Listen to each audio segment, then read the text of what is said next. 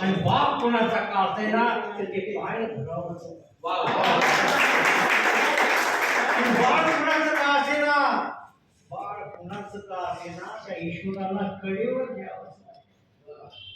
आजी कुणाची का असेना त्या लांबलेल्या आईपणाला रस्त्याच्या कडेवर सोडावं असं वाटतं. रस्त्याच्या कडेवर मित्रांनो निर्लज्ज आहे. जिंकणारा कोणी का असेना मला त्या हरणाच्या सोबत राहावं असं वाटतं. जिंकणारा कोणी का असेना मला त्या हरणाच्या सोबत राहावं असं वाटतं.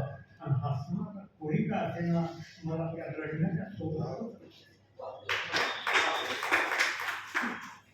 मित्रांनो निर्लज्ज आहे मी.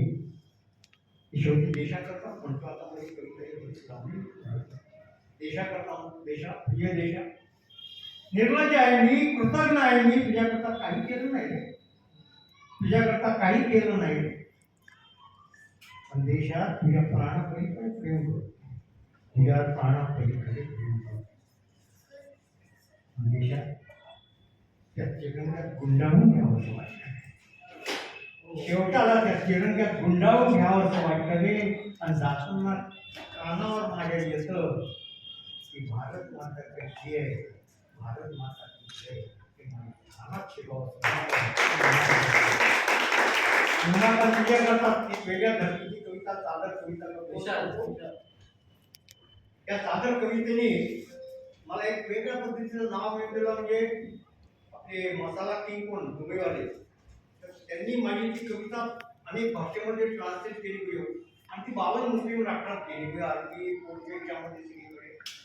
त्या दादा धनंजय दादा मसाला किंग दुबई किंग ते म्हणतात.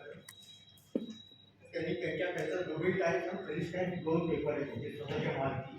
त्यात त्यांनी अरेबिक, उर्दू याच्यामध्ये सगळ्या भाषेमध्ये चादर ट्रान्सलेट केली म्हणून कविता म्हणतात.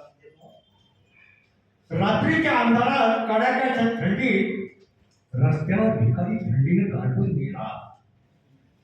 रात्रीच्या अंधारात कडाक्याच्या थंडीत रस्त्यावर भिकारी थंडीने गारठून गेला. त्यावर दर्ग्याची चादर खूप रडली.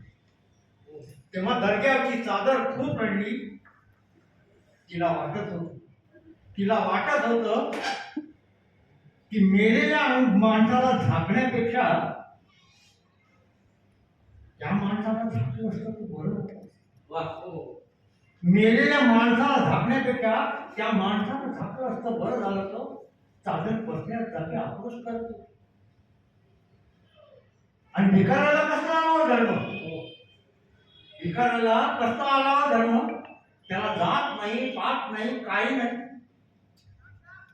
पण चादरीला दुःख होतं की तिला तिचा धर्म पाळता.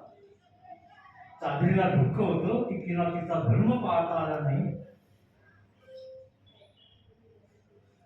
आणि चादरीने झाकलंच असतं तर, आणि चादरीने झाकलं असतं तर ते पुण्य त्या ईश्वरानं अल्लाने हिसकावून घेतलं असतं. त्या चादरीने झाकलं असतं तर ते पुण्य अल्ला ईश्वराने हिसकावून घेतलं असतं, स्वतः झाकून घेतलं असतं. चादरीला दुःख होतं की तिला झाकता आलं नाही. त्या रात्री भिकारी थंडीने गारठून गेला.